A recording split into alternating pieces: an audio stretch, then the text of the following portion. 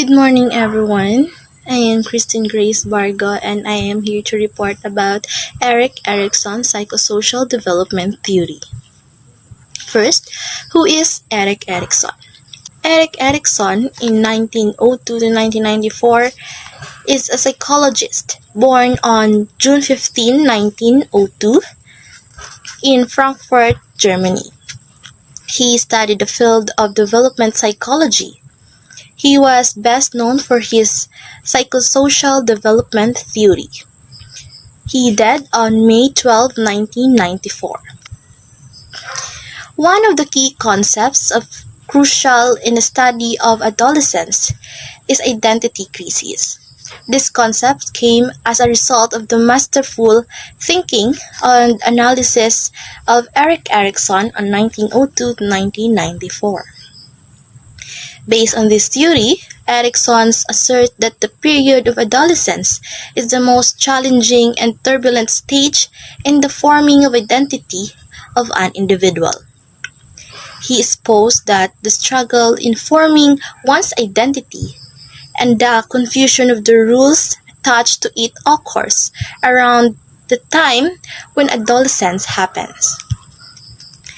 It is during adolescence that the individual becomes interested and regards worldviews as important.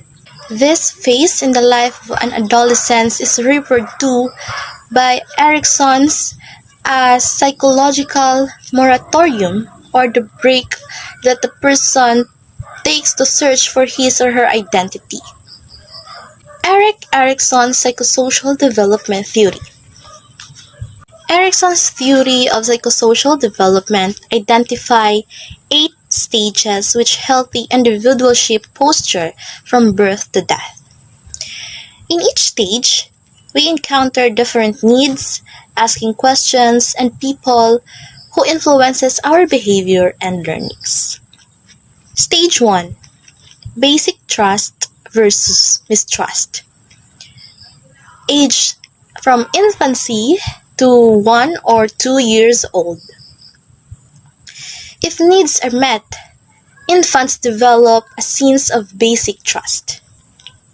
So, as infants, we ask ourselves if we can trust the world, and we wonder if it is safe.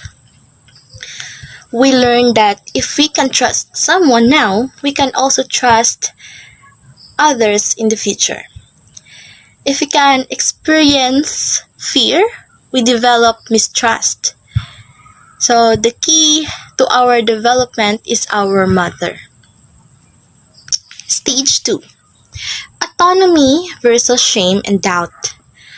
Early childhood, ages 2 to 4 years old. Toddlers learn to exercise their will and do things for themselves, or they doubt their feelings. In our early childhood, we experience ourselves in discovering our body. We asked, is it okay to be me? If we are allowed to discover ourselves, then we develop our self-confidence. If we are not, we can develop shame and self-doubt. In this stage, both parents will play a very major role to develop this kind of stage in a child. Stage 3. Initiative versus guilt. Preschool, ages 4 to 5 years old. In preschool, we take initiatives, try out new things, and learn basic principles like how round things draw. We are asking ourselves is it okay to do what I do? If we are encouraged by other people or in our family, we can follow our interest.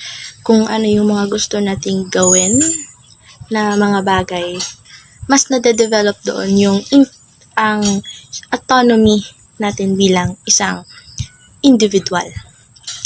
If we are held back or we are told by someone that we do silly things, we could develop guilt.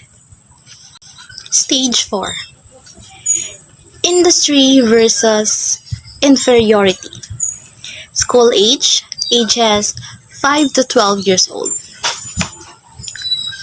Children learn to pleasure of applying themselves to tasks or to feel inferior. Now we discover our own interests and we realize that we are different from others. We want to show that we can do things right. We asked if we can make it this in this world. If we can receive recognition from our teachers or peers, we became industrious. But if we can get too much negative feedback, we start to feel inferiority and lose motivation. Stage 5. Identity versus rule confusion. Adolescents, ages 13 to 19 years old. Teenagers work at refining a sense of self by testing rules and then integrating turn to from a single identity, or they became confused about who are they. During our lessons, we learned that we have different social rules in our friends, being a student, being a children, and a social citizen. Many experience an identity crisis. If our parents now allowed us to go out and explore, we can find the identity. But if they are pushes to conform their own views, we can face role confusion and feel lost. Stage 6. Intimacy versus isolation. This is an early adulthood, ages 20 years old to 40 years old. Young adults struggles to form close relationship and gain too much capacity for intimate love, and they feel socially isolated. As a young adults, we slowly understand who we are and we start to go relationship we have brought earlier. We ask ourselves if we can love, if we can make a long-term relationship or commitment.